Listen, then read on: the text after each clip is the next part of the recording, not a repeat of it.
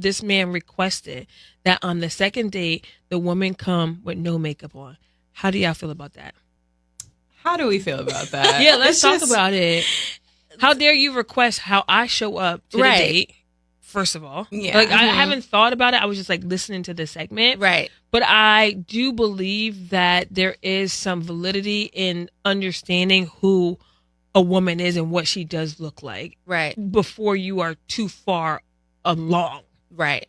right? I agree. I think requesting it is kind of outrageous. You're not going to tell me what I can and can't wear, what I put on my body at all.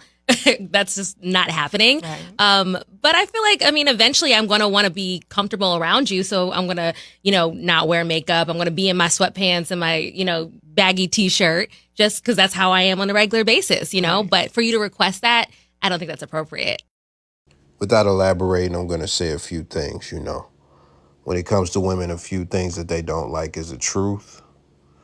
They don't like exposing their flaws. They don't like, people who are direct in certain situations. Certain situations, it'll work. Certain situations, it won't, especially when it's something unflattering. This is why, indirect shit or just subtle shit is always effective. It's always effective when it comes to dealing with women. I'm not gonna lie, I really don't operate in that space though, as far as doing a lot of indirect stuff. But I do understand, just even as far as people and just from doing certain types of work, how to word things a certain way and get the same message across.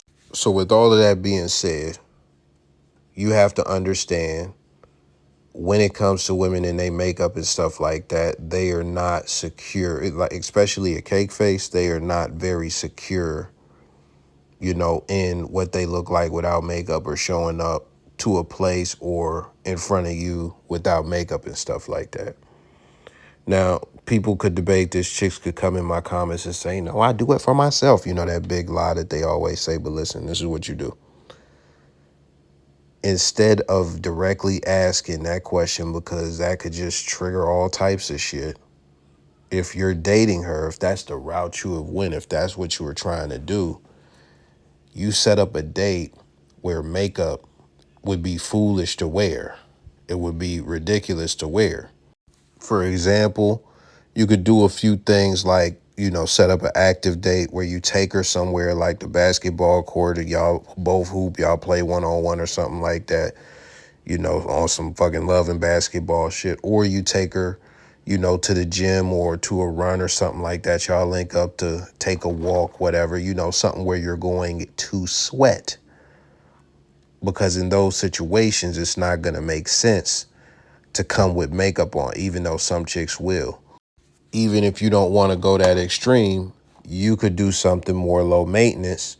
Like, okay, you done did a few dinner dates or something like that. Now you want to take her to the pool hall, or you want to take her to play pool somewhere. You want to take her bowling, or you want to take her like, something else where it's like, bro, you don't get dressed up to go to this place at all. You wear sweatpants or jeans, and that's it. You don't get in a tube dress and put on your best makeup to go here. So with that being said, that's what you do. Now, this is the thing outside of that. If she comes to work out or to play one-on-one or whatever, to play badminton, tennis, or anything sweaty in makeup, just take that as a red flag. You don't have to know. This is the thing, man, because I get what the guy was trying to do. You don't have to have everything on the table. You don't have to see certain things for a fact. You have to begin to make certain assessments based on what you see. Based on what you see. Okay, this is the third or fourth time I've seen her, and every time I get close to her, she's got a fucking cake of contour. She's probably got bad skin. She probably doesn't look that good without the makeup. And this is the thing. A lot of chicks who like wear makeup and still look good without, like really good without makeup, you'll know. For example, we got two chicks on the screen right now. Two chicks on the screen right now. The chick on the left has a lot of makeup. The chick on the right has quite a bit of makeup as well. When you look at certain things like the facial structures, you can't see what their teeth look like or nothing like that. But me personally, when I look at these two different chicks, they both have on a lot of makeup. But when the one wipes her face clean, as far as the one on the right, I expect her to still look very similar to what she looks like, just because, as far as certain features like the facial structure, the lips, things like that, you can't really make up those. You can't make up those. So the eyebrows might smudge away and she might have no eyebrows like Doja Cat or some shit. But I don't expect a crazy transformation. The chick on the left, however, I'm not going to lie, it looked like it might be some Botox surgery going on, so it might be a wild card. And I'm not trying to be mean, that's just me being real. We're going to go to the next clip. What do people your age think about it, about feminism? They don't think that it's a conspiracy being, like an antinatalist, satanic conspiracy. They're uninformed. I think you might have a little something going on. But, I think that's Listen, right. Hold on. No. You got to qualify that statement a little bit. She's calling me crazy, even though it's well documented that Gloria Steinem was a CIA agent. I back you up, girl. I think you have a little conspiracy-minded thing going on where you're looking for a conspiracy and everything. No, I just am informed and educated, and I'm not arrogant enough to assume that my ignorance means that somebody else is crazy. But I can also say I'm informed and educated, and we can go back and forth saying that forever. Well, so do you know then that what she's saying about Gloria Steinem is not only correct, but that through the Congress for Cultural Freedom in the 60s and 70s, the CIA was pushing feminism through 40 different publications around the world. They sent, people to festivals. So what if Gloria Steinem was like a CIA operative? Gloria Steinem's not the only feminist in the world. No, I'm saying it's not just her. I'm saying the Congress for Cultural Freedom, which was a widespread CIA program that went around the world in dozens of countries and had hundreds of magazines, newspaper outlets, all pushing feminism. This was not just one lady. This was a broad effort during the Cold War to kind of differentiate Western liberal values from Russia. So they pushed feminism and the sexual revolution. Are you anti classical liberalism and Western liberal values? Yes, I absolutely am. Okay, yeah. But you're. I'm not a disingenuous guy. I understand what's going on here, and I'm going to break it down for you very quickly. They're having a debate. The debate is a hostile debate. That is why the woman said, basically you're kind of crazy and conspiracy minded, because they are not debating to come to a common ground. This woman came on the podcast to represent feminism. These other women came on to represent traditionalism. So with those two opposing views, they're going to clash, and they're not trying to come to a common ground or understanding. That's not the purpose of this. The purpose is to destroy the other person. So that's me being real with you as far as what's going on. The issue is, especially with these types of conversations, when a person is presented with new information and new facts that pretty much oppose their viewpoint, they are not trying to soak that in. That is not something they are going to take and do research on, even though they don't know it.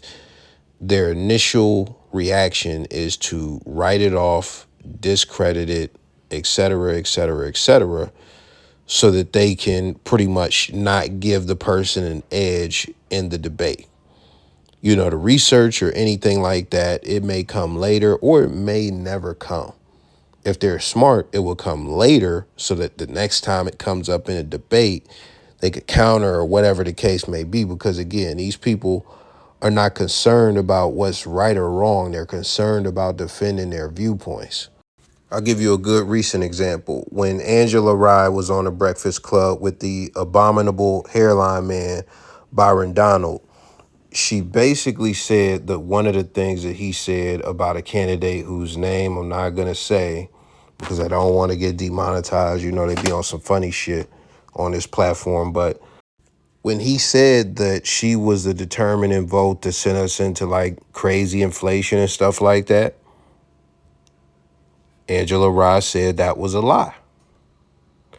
He then said, "Are you sure you want to do that?" He pulled out a piece of paper, handed it to Charlamagne, said, "I'm not even going to read it. Charlamagne, you could read it." Guess what? Charlamagne never read that because it contained the facts. Angela Rye didn't know what she was talking about. That's a good assumption because Charlamagne never read it. And he came and he actually did his research. He even told him what page to go to and stuff like that. So he had the facts. So she couldn't accept the fact that she was wrong and that he presented facts. So she then started making subtle digs like, oh, so I didn't know Envy was here for an interview, the other guy who was like, the host on the Breakfast Club. And then when she said, I've had enough of this, let's get to something else. Like she didn't want to address that. She didn't want to say that she was wrong. She couldn't give a strong rebuttal to it because facts are facts. And you said that he lied, but he didn't lie. So at the end of the day, again, it's a hostile debate and nobody is going to yield. But this is the thing when it comes to all of that, like as far as what she said, this is new information to me. I'm going to have to do my research on it, but it wouldn't surprise me that the government was pushing feminism, because the thing about that is they also push, welfare and push the man out of the house with, welfare and other forms of government assistance and things of that nature, the housing shit. And I mention that every month on the channel. I forget the name of the movie, and y'all told me the name of the movie, but there was a movie where it's in the 70s, and basically there's a single mom with a bunch of kids, and she has a stepdad that she is dating or whatever. And when the welfare lady comes, the dad has to hide, because if they see him in the house, they lose the house. That's what it is. They will have no place to live, and they can't come live with him. So hide him. It's got James Earl Jones in it. It's called Claudine. I just looked it up, so it's on the screen. Check it out if you get a chance. You don't got to check out the whole thing, but you can watch some clips. But if the government was diabolical enough to do that, if they were strategic and calculated enough to do that, of course, they were doing way more when you get to all the drugs and the whole Rick Ross, Contra, all that stuff, like the war on drugs. When you get to they were doing a lot in that time frame. So it's not impossible for me to believe that feminism was a part of that. It's not impossible for me to believe that at all. I mean, I could get deep, but we're not going that deep because that's not what we're here for, man. Kiara, are you going to address the scamming accusations? This is what they're referencing. You said, quote, I know guys when they're lonely and when they don't have a good family situation, they're vulnerable. So I just know what kind of people to target.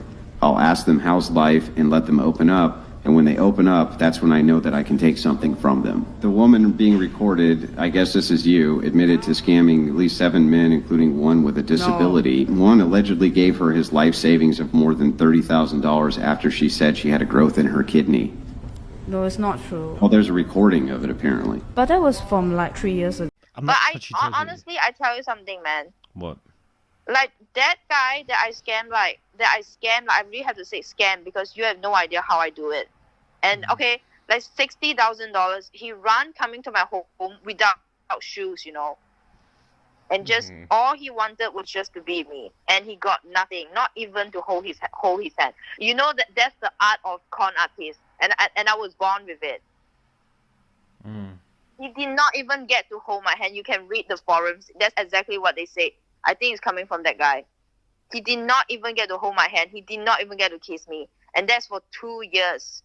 2 years. Can you believe it? Because I know that he will do it. I know that he was the guy. I know that he was the type. And this is what I'm capable of doing. So don't tell me that I'm taking shit from you. Listen, I contemplated doing a full video on this. I may one day, but I looked around, there's a few videos on it already. So I'm like, whatever. But I did want to make you aware of it. And I'm going to play another clip that is not from her, but it's kind of in relation to this type of manipulation. But I know I'm beautiful, and that's not really a secret. Being aware of your own beauty as a woman is honestly so powerful, though. Like, when you're a beautiful woman, you realize how much power you have over men, especially the ugly ones. But that's a different discussion for another day. Now that right there is crazy, right? Very crazy. So I'm going to make it real simple, and I may react to that video another day, the full video. But listen, it's 2 things that you need to understand. Number 1, this is the most important. Number one, the biggest weakness in most men is their desire for women sexually. Period, point blank. Period, point blank. Intimately, sexually, however you want to put it. Men's desire for women can push them to do all types of, it can push them to do amazing things. It can push them to sabotage themselves, but it can push them in a lot of different directions. And you got to recognize that in yourself. You got to recognize it in yourself. So that's the first thing. But the second thing, and this is also very important, this is damn near just as important. You got to understand that women are innately, instinctively opportunistic and manipulative. That's just what it is. You just seen a woman mention the power that she recognized that she has, and she knows how well it works over, air quote, ugly guys. Do you think she's not using that power? Of course she's using it. Of course she is using it. Now, even though, there are women who are not like stunners or like 10 out of 10s or 8 out of 10s, they still have the capability to get, what they want from guys with their sexuality and stuff like that. But I don't want to say this has happened to most guys, but I know it's happened to a lot of guys. 8, 9, or 10 at some point in your life. It could have been in elementary school for some cookies. It could have been in high school for a ride. It could have been, it's your first job, or it could be even today. But a chick that is like wildly cold has tried to manipulate you in some way, shape, or form, or get something out of you just because she beautiful, XYZ, XYZ. One thing I'm prideful about, one thing I just pat myself on the back for is like having certain boundaries that no woman could cross in any given situation. It's just not happening. And I've shut plenty of hoes down. So it's bro, pat myself on the back. The pimp hand is pretty strong, but listen, man. These chicks will exploit you if you let them. It's that simple, man. This chick, not the black chick, but the Asian chick who did the scamming and stuff like that. She found the weakest men that she could and exploited them as hard as she could. And she is lucky that nobody has hurt her. And that's me being honest. Because 60K, I said, bro, I know we talk gender specific all the time, but listen, when we talking about guys, period, point blank, it doesn't matter if we talking man to man business, man to woman business, business to business, whatever we talking about, bro. Nowhere at any point is $60, $60K, $60,000, $30,000. At no point is that some slottable shit for anybody. And trust me, listen to me when I say this. I've seen this situation in real life. People will look at you crazy if you let a person get away with taking 20K, 30K, 50K, 100K from you and you do absolutely nothing. Absolutely nothing. And also, people, this is not even a mystery. This is not even nothing specific to me or any of my experiences or anybody I know. This is just universal around the world, from Mexico to India. People have died over that type of money. You throw a dart at a country on the map, somebody has died over $60,000. We done for today, though, man. Let me know your thoughts. I'm out.